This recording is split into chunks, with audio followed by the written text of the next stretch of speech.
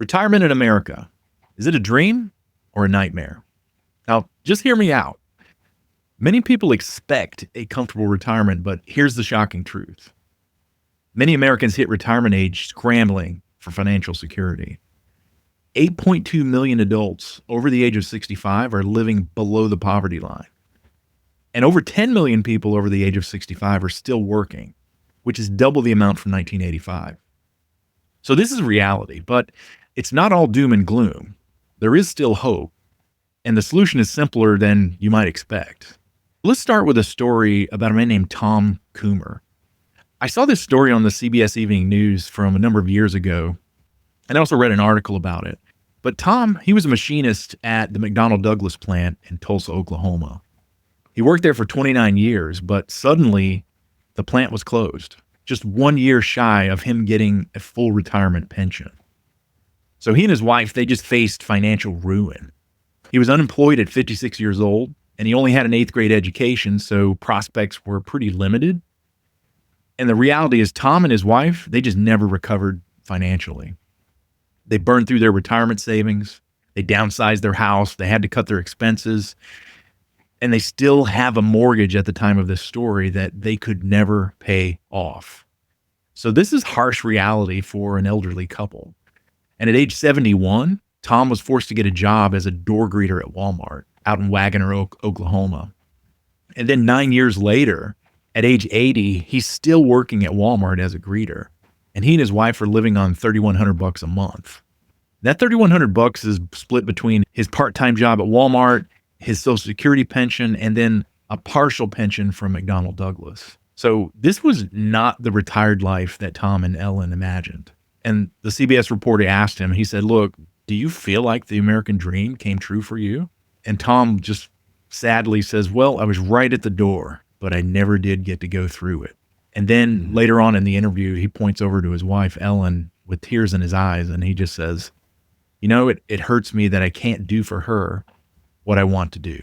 So today, we're going to talk about the retirement crisis that we're facing here in America. I'm Todd, and I'm here with James. Hello, James. Good morning, Todd. How are you doing this morning? I am doing well, sir. I'm Awesome. happy to be here. How about you?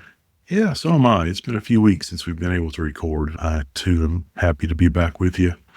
Today's topic hits kind of close to home. Yeah. While not retired, I did retire after 30 years with the state of North Carolina. And, I feel like I spend a lot of time telling folks that, especially right after I retired, they're like, "So are you going to the beach? What are you doing?" It's like, "No, I'm looking for a job." It's like, funny. It's like, I'm not retired. I just retired. I'm not a retiree. Yeah. So this hits near and dear to kind of where I'm at. I'm looking forward to digging into some with you and sharing a little bit more about my observations and going through this.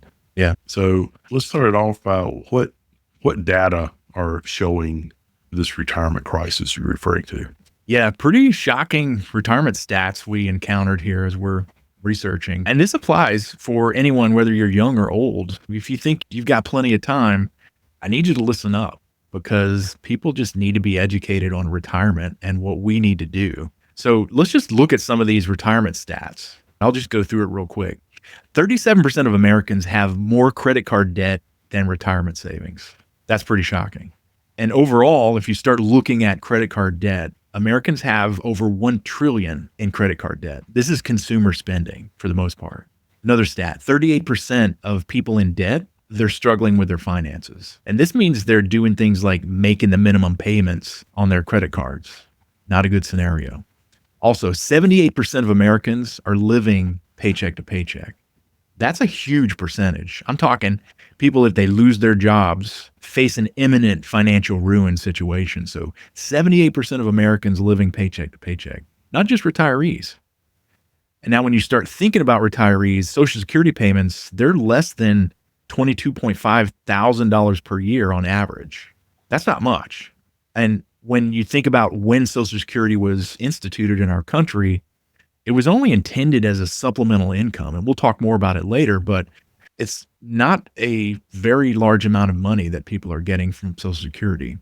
And then if you think about this, the number of people over 65 filing for bankruptcy, that has just gone up extensively. Not a good situation for our retirees. It's increased 5 times since 1991, the number of people filing bankruptcy over 65. So, James, older Americans, they're facing some harder choices than our parents did back in the day. Yes, indeed. And I remember when my wife and I sat down with our financial advisor probably 10 years ago now to talk about retirement stuff. He asked an interesting question. He's like, do you want us to consider Social Security in your retirement planning? Right. And we're like, no. At the current state of Social Security and government debt and everything else, we're like, it's probably best that we don't assume that that's even there. Right. Which, hate saying that, it's kind of sad, but I think at the time, I still do, I believe it was a good choice because I'm not convinced it's going to be there. Right. Yeah. I do the same thing. I sat down with my financial advisor and did the exact same thing. He goes through retirement calculations on his computer and he's taking all these inputs. And I'm like, let's not include Social Security. Let's just treat that like gravy if it is there when I retire. So we're making our plans based on that's not going to be there because the politicians are talking about means testing and raising the retirement age and things like that. So Social Security might not be something that we can depend on. So yeah, good call, man. So what landed us in this situation where so many people just can't retire? It was a perfect storm in the making here in the U.S. There were a lot of contributing factors. So we can just look at the history on this. Social Security, how did it come about? There was the Great Depression in the 1930s. And during that time, poverty rates among senior citizens was greater than 50%. So the program was started as, they called it social insurance, and it was intended as a supplemental income. It's a pay in and pay out program. So the people that were initially brought into Social Security, they only paid a minimal amount of money into it because the plan was the people that are currently working, they're paying the taxes that are going to pay the Social Security benefits for those who are in the program. So that's how we got started with Social Security back in the 1930s. And then there was also this concept of a corporate pension back in the day where companies offered a retirement pension to workers because they needed to offer an incentive to retain skilled employees. And they also wanted to reduce turnover. But in 1960, if we're looking back on history, pensions covered over half of private sector workers. And then, of course, you've got military pensions and government pensions and stuff like that. So another portion of workers were covered by government pensions. It's a large segment of the population that were retiring on pensions, though. But there is a high cost to that for companies and the governments because they started looking at those costs. They had so many retirees collecting payments that companies started eliminating that in the 1980s. And so the government had to respond. So our Congress looked at it and they said, okay, well, what financial instrument can we create to help compensate for people who are losing their corporate pensions? And that's when they created the 401k. So that was instituted in 1978. And again, the intent was to replace corporate pensions, but it was also intended as supplemental income. And the funding came from pre-tax dollars taken from people's paychecks. But there's a problem with the 401k. There was this policy, we've got this financial instrument out there instituted by Congress, but people are financially illiterate. So that's an issue. And so we didn't couple that legislation with education for the public to tell them why they needed to save for retirement. So there's an education system here that's really not preparing young people for retirement. Then you add a compounding problem here is the individual responsibility factor. People are spending more than they earn. They're racking up debt. So everybody from the individual all the way up to our government leaders, we're just kind of kicking the can down the road. And that leads us to the current landscape here in America. And the reality is most people alive today, they're going to work until they die.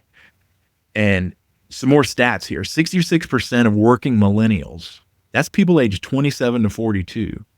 That age group, 66% of them have nothing saved for retirement. And that same group of millennials, they work for employers who offer a retirement plan, but only a third of them are even participating in it. That's concerning.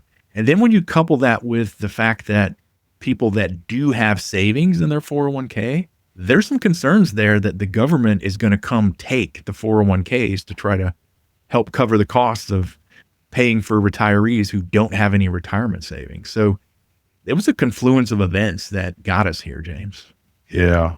It's a lot of different pieces to this puzzle that just add up to not a good situation for folks.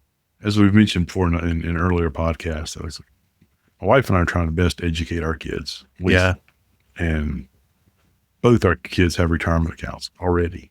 When you start working, you start a retirement account. And it's been awesome to see them understand that and what that means. But it's sad that we have a whole generation of folks who aren't ready. Being employed by the state as I was, it's like they forced retirement. It's like, yeah. It's like, you're going to pay into Social Security and you're going to pay into this pension fund. Thank you very much. Right. So even then, taken as a whole, that's not enough to like fund retirement. We still had to do more on top of that. So yeah, folks need to be educated. I was in the car when I was a young man, thinking I knew everything. I was in the car with my father-in-law, and I said, yeah, man, I was basically like, I wish they would just not take money out for Social Security. Let me do that money with what I want. And my father-in-law just looks at me and goes, yeah, but then people won't save at all. And it's like, okay, you got me there. So yeah, confluence of events. So I'm curious, what did you find the pundits and politicians saying about this problem?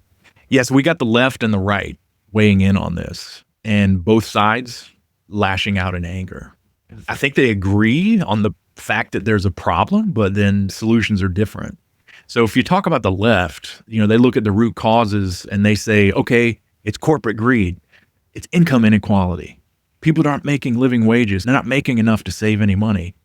And we're not agreeing or disagreeing with any of that. We're just throwing it out there as to what people are saying. But they come up with these proposals like tax the rich, which sounds good. And it gets people going, yeah, let's do that. And then they talk about raising the minimum wage. And again, we're not getting into the politics of any of this. I'm just throwing out the solutions. But they talk about raising the minimum wage. And then here's another popular one. Bernie Sanders comes out and he's like, let's do democratic socialism. And people have glommed onto that on the left. And they're like, okay, cool. And then they say, let's do Nordic style democratic socialism. And what that means is we're talking about the Nordic countries, Scandinavian countries like Sweden and stuff like that, who have this social safety net where you get from cradle to grave, you get free healthcare, free education, and a retirement pension. Yeah, that sounds great when you start looking at that. But let's talk about reality. They want socialism, but the Nordic style is not socialism at all. If you start digging into this, the bottom line is in these Nordic countries, the government does not own the means of production.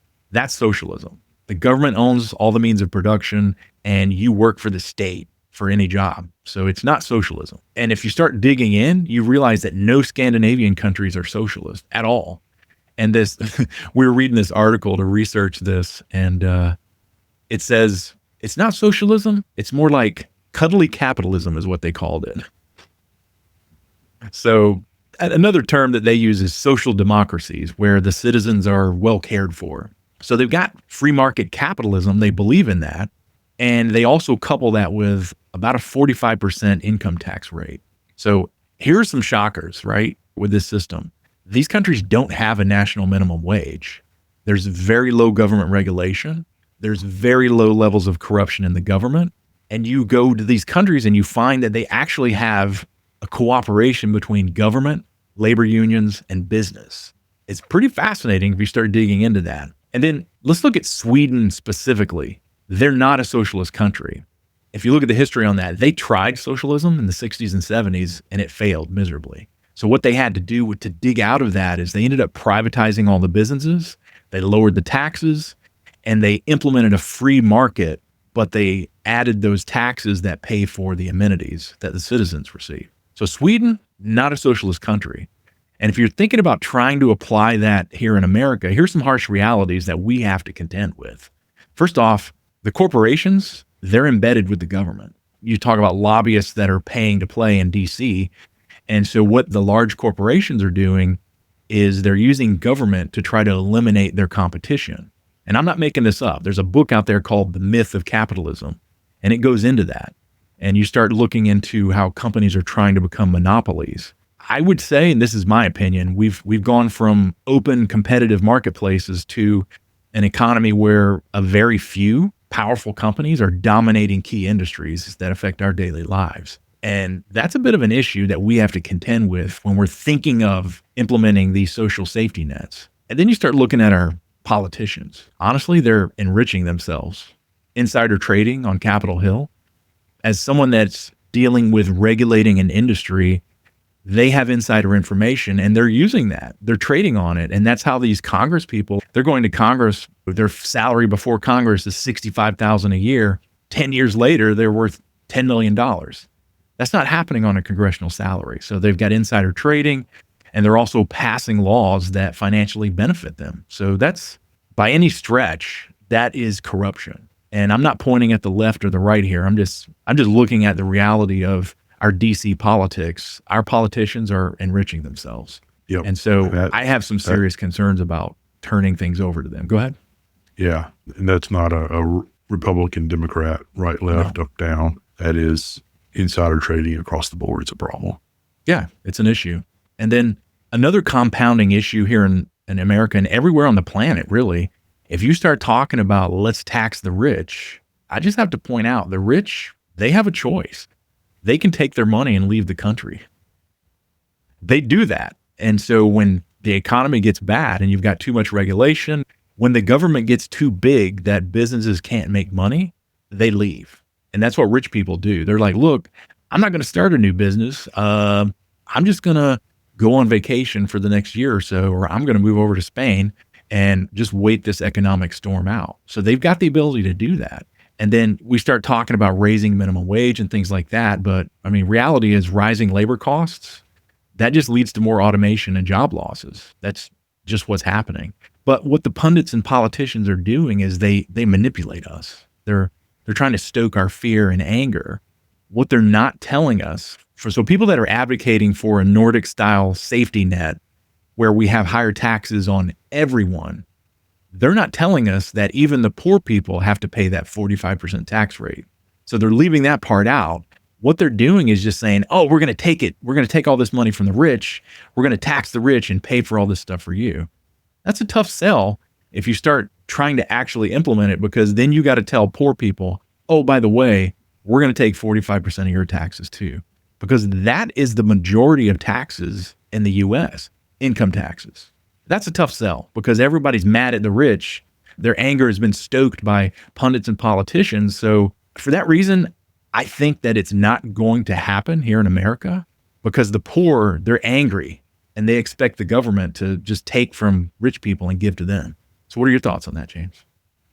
Yeah, it's ugly. I do believe we need some kind of tax reform to deal with some of this stuff. Because the problems we run into is like the tax at its face value, the larger tax plan that's in place, the kind of progressive tax, you're taxed more as you make more. Right. It makes good sense. But the problem is we then add a few thousand pages of loopholes. Yes. For folks to take advantage of. And then all of a sudden people aren't paying the progressive tax or their share of it. So we definitely need to reevaluate the tax situation here for the sake of everybody. And I don't have the answer, but I just know that we'd be much better off with a tax plan that's maybe, 5 or 10 pages and not 2,000. Right.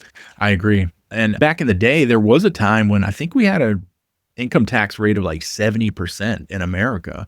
But like you said, the reality is there are loopholes. And people that are high income earners, they've got choices. And so what they'll do is leave the country, they'll change citizenship, and they'll do things like corporations moving to Ireland because the effective corporate tax rate is lower than the US or whatever country they're coming from. So rich people and corporations have choices, and they make decisions to preserve what they have. It's just reality. So that's the left. They're looking at policies to change to help out poor people. It's a noble goal to want to help poor people. But now let's look at the right. they're also lashing out in anger, and they're looking at different root causes. So they're saying, hey, government is just too big. Regulation is killing our job growth. People are not saving money. And what can we do about that? So they have proposals, and they're talking right now about raising retirement age for Social Security. They're also talking about raising taxes. That's a reality of trying to cover the costs of this boom of people that are retiring, raising taxes to cover that. They're also talking about reducing size of federal government and deregulation. So those are some of the proposals they're coming up with, but there are also harsh realities that they're facing as well for their policies or their ideas. I mean, first off, spending is just out of control in DC.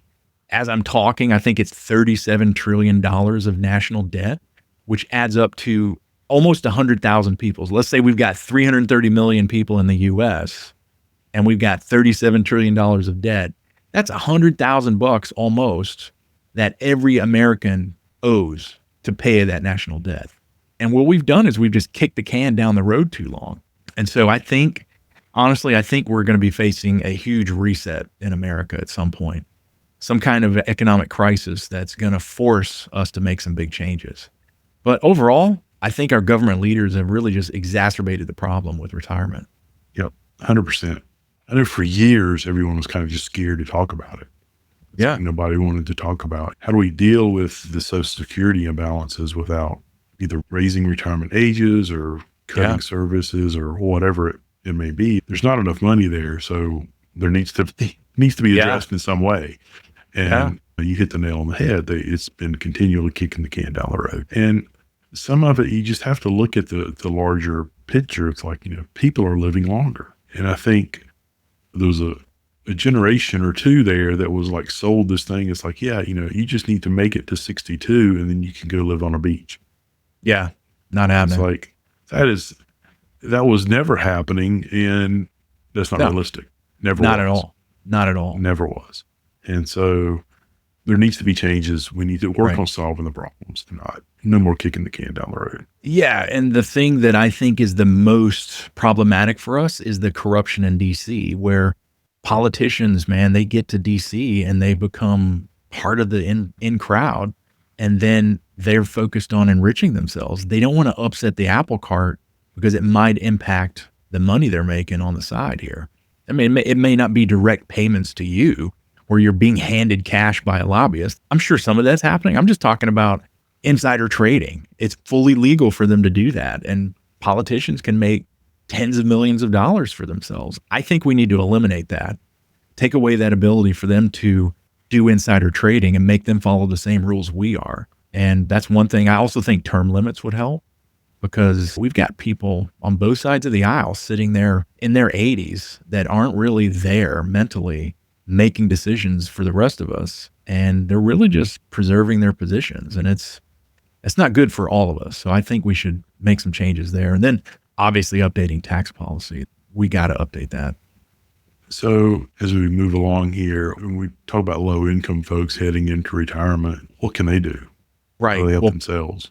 Yeah, people are adjusting, man. There's some very interesting stories we came across here as we're researching this topic, and low-income retirees, they're making some adjustments. And the only way I could summarize it would be to say that they're just abandoning the typical American lifestyle.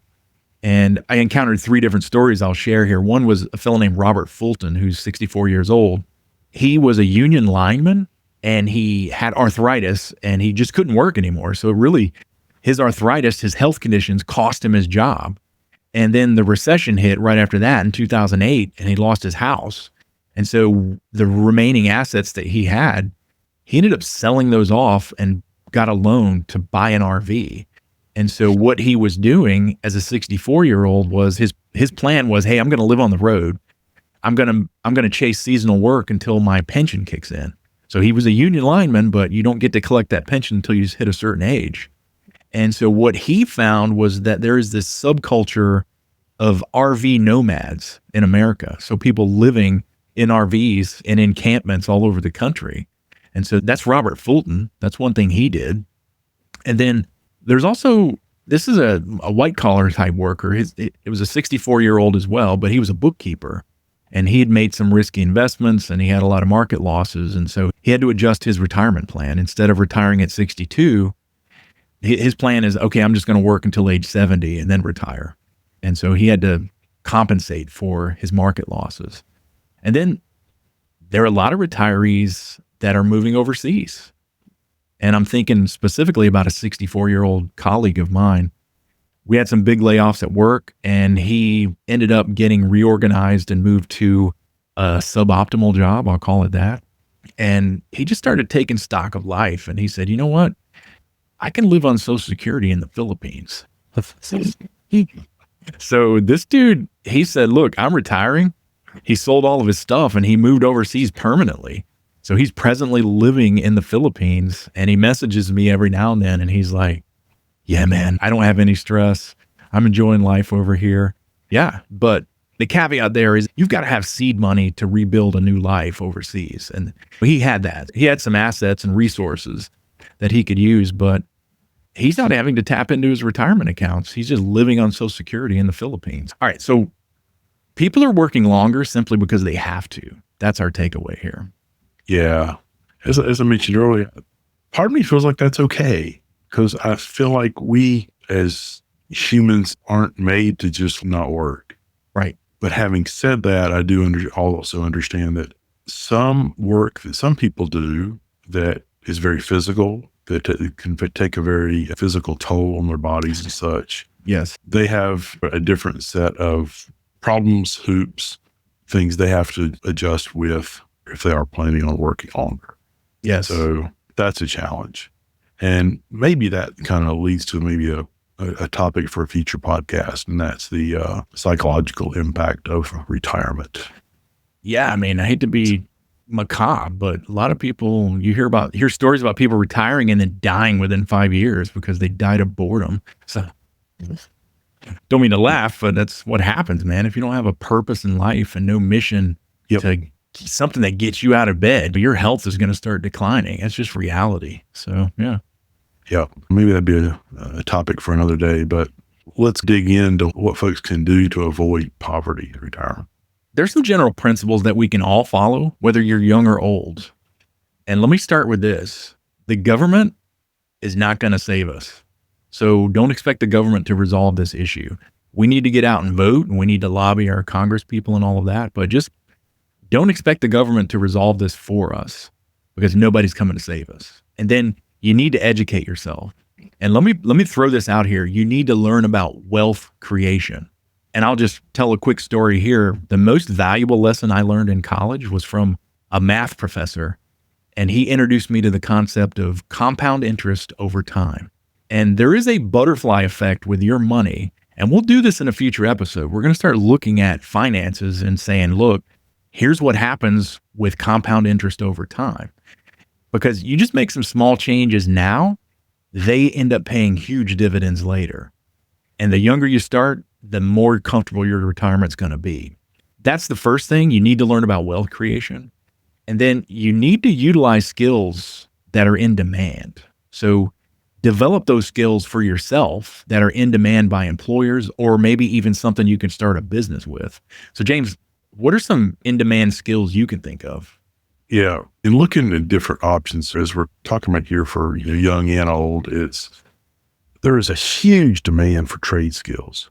Yeah. There is just an unreal demand, because we went through this period where educators were pushing everybody into technology and college degrees. And so there was a huge hole for HVAC, right? The heating, ventilation, air conditioning folks, electrical, plumbing. I mean, everybody needs an electrician. Yes. Everybody needs a plumber. Those things aren't going away. They may look a little different over time as technology changes. Plumbers are now dealing with PEX instead of copper, but and electrical is more low voltage than high voltage nowadays in some respects. But those skills are desperately needed. Additionally, the soft skill stuff, being able to communicate and have empathy with people, that is like a lost art, if you will, and it's not being focused on very well. in any job, those skills are huge. Being able to communicate. I'm sure everybody listening has been impacted by this. I mean, you go to a drive-through and try to order a burger, and the person taking your order, they have no skills into helping you order. They're barely able to listen to you. Yeah, that limits you. Yeah. Anyway, so yes, soft skills. And lastly, one of the big ones is numbers, analytics. Analytics affects all kinds of areas nowadays. Everything, sales, you're talking about sales numbers, sales data, HR even, dealing with people and budgets and finances, and also service. Service industries that need data analytics. How long did we take to do this? How can we do better at this? Because everybody's wanting to better themselves or better their companies. Yeah. And so we now have lots of tool sets around analytics. Everybody's looking for folks that know some analytics stuff. So those are some big skills. I totally agree. And you triggered a couple of stories in my head. I know two people that one was in the tech industry and the other one was a government worker. Both of them, they ended up starting their own HVAC company. One guy, he was 51 years old. He was a project manager in the tech industry. And then the .bomb of 2001 hit and we all lost our jobs. He said, you know what? I'm going to go start an HVAC company. He did it. He went to the local community college, got certified. He ended up hiring someone that had the experience and skills that he needed. And at age 51, 52, started his own company. And then he's in his 70s now. He sold his company off for a pretty big penny. Now, I also know a younger fellow who was a government worker, and he was just looking at ways of how can I make more money? I mean, his salary was $50,000, $60,000 a year. And he started just looking at things and he saw HVAC was profitable. So he partnered up with a guy and they are just killing it out in Tennessee right now, making a bunch of money. So good stuff. Now that does require some physical capabilities, but once you get the company off the ground, you can hire workers to take care of that for you. But HVAC, huge, man. That is just a huge area. And then, man, you mentioned communication, and before we started recording, we were talking about C-suite execs. It's funny how many of them can't communicate effectively. We've seen so many instances of people on earnings calls reporting numbers and stuff like that. And these CFOs and CTOs and all of this stuff, they can't speak unless they're reading something from a slide in front of them. And if they lose their slides, they're done. They're unable to talk. But yeah, so communication, if you have the ability, if you have a command of the language and you have the ability to use that to influence and persuade, it's phenomenal. And then written skills as well. They say the pen is mightier than the sword. That's true. If you've got the ability to craft ideas in writing or verbally, you're unstoppable. Communication. Love it, dude. Those are skills. You need to educate yourself. And we just talked about some skills that are in demand. Next step, this is a principle that I recommend everyone follow. Get your financial house in order. You need to hire a financial planner. I would recommend that you find someone that's a fiduciary. That means they have to, by law, act in your best interest financially. I would look for someone that's a fee-based financial planner, someone that you pay them a fee and they act as your fiduciary and they just advise you. They're not selling you anything. But there are some good ones out there that they are selling you their programs and stuff. So I don't want to totally eliminate that. Regardless, hire a financial planner. I recommend that. And then you need to track your spending. We have no idea where our money is going and how it's all being spent until we start tracking it. Previous episode, we talked about tools that you can use. I use Quicken. I'm not getting paid by them, but I use Quicken. It's connected to all my bank accounts. I can see where the money's going. I just recently had an issue where some random person must have gotten my credit card number and they were making Walmart.com charges of $10.65 every week or so. If you're not tracking your spending, you're not going to know that $10 has been leaking out of your bucket. And so I kept seeing that. I'm like, what is this $10.65? Get with my wife and we're both like, that's Walmart.com. We have no orders from Walmart.com. What the heck? And so we ended up having to get a new credit card number. But yeah, so track your spending. First off, for your own spending and then any leaky bucket situation. So Just be aware of that.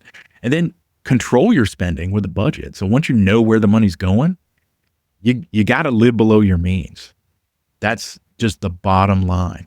And a lot of people have the ability, they're earning enough money that they can live on 50% of their income. That allows them to save tremendous amounts of money. And I'm not talking about someone making six figures.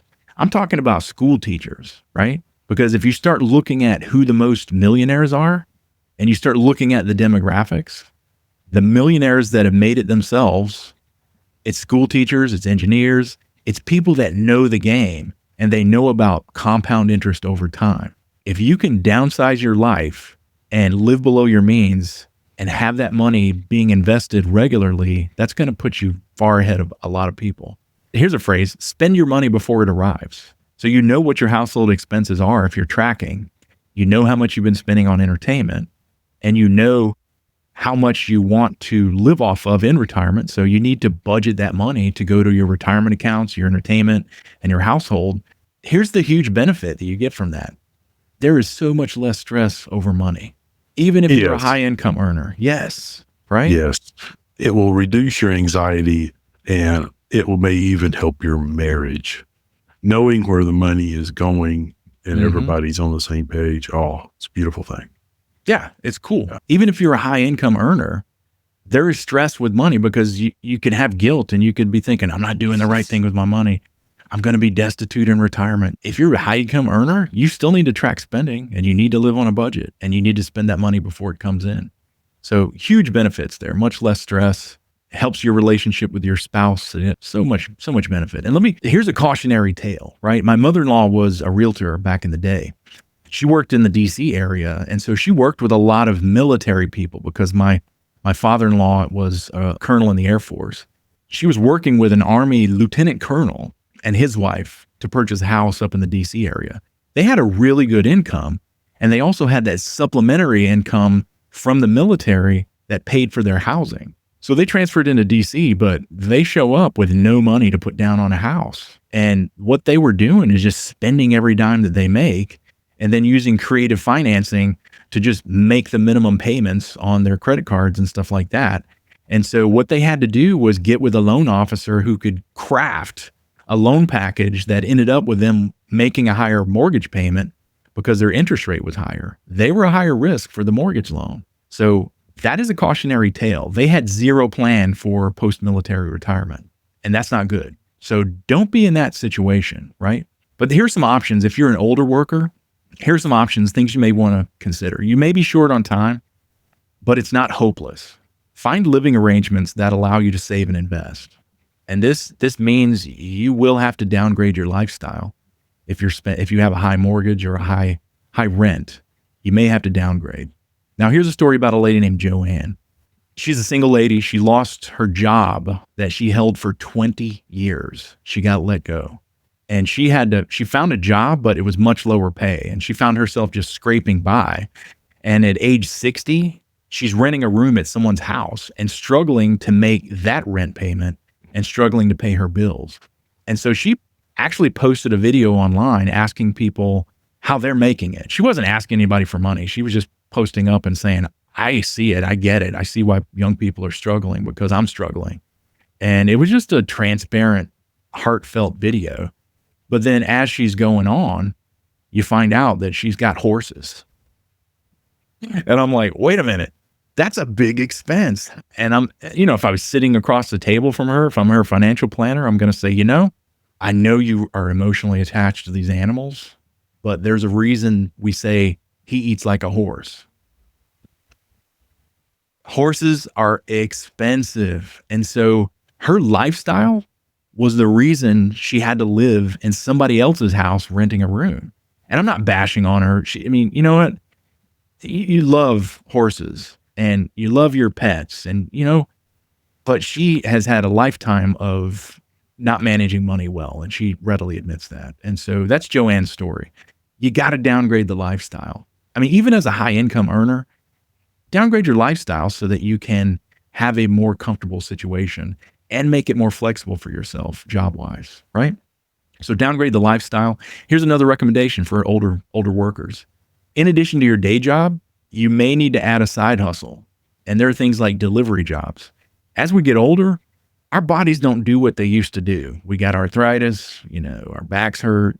We can't do physical labor jobs, but there are delivery jobs out there, things like Uber Eats and Uber Delivery. You're not going to make a killing on that. You're not going to get rich, but it's an extra income that you can do anytime. There's also DoorDash, Amazon delivery, stuff like that. Those are things that you can do on Saturday or whatever your day off is to make a little extra cash. That's going to help you save up a little more. It's going to help you pay off debt. And yeah, another thing you could look into, maybe online work. There are online call center agents, people all over the world taking calls for various companies, doing tech support, doing billing. All kinds of stuff can be done as a call center agent. There's also online tutoring. There's English as a second language. There's medical billing that can be done. But what skills are you working on building? And then as you're building these skills, you can also share it with others. Like a lot of retirees are starting YouTube channels. One thing you can do is start a YouTube channel. It's not easy work and it takes time to build that up. But if you've got a little bit of cushion and a little bit of time, you can do that. Start a YouTube channel. There's also customer service gigs out there. So this is, lots of jobs for customer service type individuals. And I would say that this skill is lacking in the younger generation because they just simply weren't trained for it. And it's not a skill that you just have inherently. And here's another area. So 2 service areas that they require minimal skills, but they have lots of opportunities: pet services and healthcare services. You can be a caregiver for folks in assisted living, things like that. Work part-time doing that. So that's another thing you can do. Yeah. My mom lives in a retirement community, and there's this lady that has kind of made her name and availability known to folks in the community. She's like, I'll help you do whatever you want. It's $25 an hour. Yeah. And she gets people all the time just asking her to, let's rearrange some furniture in my house, or I want help taking stuff to the thrift store, whatever it is. She just shows up and just says, I'll do what you want. Yeah. That's cool. Yeah. And you get companionship from that. You get interaction with other humans. It's good. Yeah. Wow. That's creative. I like that. Another thing you may want to consider as an older worker, shared living arrangements. You may end up renting a room, renting an apartment with a roommate. You may end up, God forbid, you may end up having to move in with your children. Most people don't want to move back in with their children, but that's something that a lot of elderly folks are having to do. Also, if you do own a house, you may need to sell that house and downsize. A lot of people in their 40s and 50s are looking to sell their houses and downsize. So that's something that you can do to just cut costs and be able to free up money for adding to your retirement. Now, absolute worst case scenario, you've got failing health, you've got no money, you need health care. Now, the states do have programs to care for indigent elderly. And my mom lives in an assisted living facility. And there are some older people there that their bills are being paid by the state. So I'm talking absolute worst case scenario. We do live in America, and we do live in a very generous society. And we're not allowing people to starve to death. I always think that way. I'm always thinking worst case scenario. And I look at things like, okay, well, I can go live in a veteran's home or something, stuff like that. But yeah, worst case scenario, you still live in America and we're not going to let you starve. So there's that. Now, I want to share a good story. This is my mom, right? My dad passed away in 1993. And so she was widowed at age 52. And she was definitely worried about how she was going to care for my 13-year-old brother. I was already out of the house. And so we were all kind of worried, how are they going to pay the bills and feed each other, widowed at age 52 and a 13-year-old boy. And my father, to compound this issue, my father had debt, but a lawyer stepped in and helped my mom. And so that lawyer, this lady was just a saint. She came in and she started dealing with creditors because my dad had credit card debt, but that's unsecured debt. So the lawyer said, you know what? That guy's dead. The credit card was in his name, pound sand. You're not getting paid. So she dealt with that for my mom, who was grieving the loss of my dad. And then she also coordinated the sale of the assets that my dad did possess. And that just set my mom up well. And she worked with the Social Security Administration and got my mom's widow's pension set up. And then from there, my mom blossomed. She moved back to North Carolina to be closer to family. She ended up starting a business, which is awesome. She ran the business herself and hired my uncle to do the work, but eventually they shut it down, but it was making money. So that was kind of a fun thing to watch my mom do. And as she settled back there in North Carolina, she ended up purchasing a piece of land and she put a small trailer on it and it was all paid for. And then she did some odd jobs here and there, but now she completely lives on Social Security.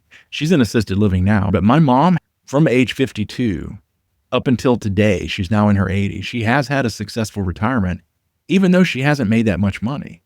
The takeaway here, my mom doesn't have much. A lot of people don't have much, but my mom learned to be content and generally happy with what she has. And she also has her children. She's got us. And we enjoy visiting her, and she's in good spirits all the time. She's quite the character. So this just occurred to me as I'm thinking about this. You know, we've got anxiety over the future, and that anxiety usually stems from our desires for things that are out of our control, coupled with our catastrophic fears. And most of the worries that we have heading into retirement is that we won't be able to maintain a certain lifestyle. So I had to come to grips with that myself and just say, you know what? I'm worried about things out of my control, and I'm worried that I won't have a really, really comfortable lifestyle in retirement. What are your thoughts on that, James? You know, when you think about retirement in the future, it is definitely anxiety inducing, but I think it's healthy to find ways to deal with that. Doing some planning is a huge part of that. It's like you are doing something, and it's an important something. Let's plan, let's invest, let's save. It can also be important to not focus so much on the lifestyle as it is being content and having the availability to spend time with family and to do other things. So it may not be right living a certain plush lifestyle, but focusing on enabling you to do the things you want to do. Yeah. I was talking to an older gentleman, and he had retirement savings. He had done well, and he was heading into retirement with like a couple of $1,000,000 in the bank. And then he was gobsmacked because he said, you know what? I didn't need as much money as I thought in retirement. So his money is just compounding and getting larger. So it's cool. And my mom, her Social Security check is like a couple of grand a month, and she's living well on that. And she's actually able to save money on top of that. But she's living in a lower cost of living area in the mountains of North Carolina. And she lives a pretty good lifestyle though. So yeah. So it's a good place to wrap it up. Now, at the beginning, I said the solution is simpler than you might expect. So what is that solution? And we've covered it here. And I just think it comes down to a very instructive comment that I heard from a man named Larry Gessick.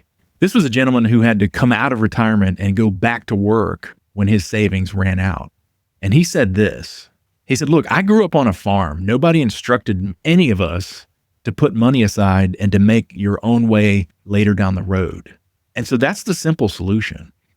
You got to get a handle on finances. You've got to control spending. You have to live below your means, and you have to put money aside for retirement because nobody's coming to save you. Now, we'd love to hear stories about people's creative retirement solutions. So if you would, please contact us using the links in the description of this podcast and just let us know ideas that you've come across or you've seen people implementing to cover their retirement.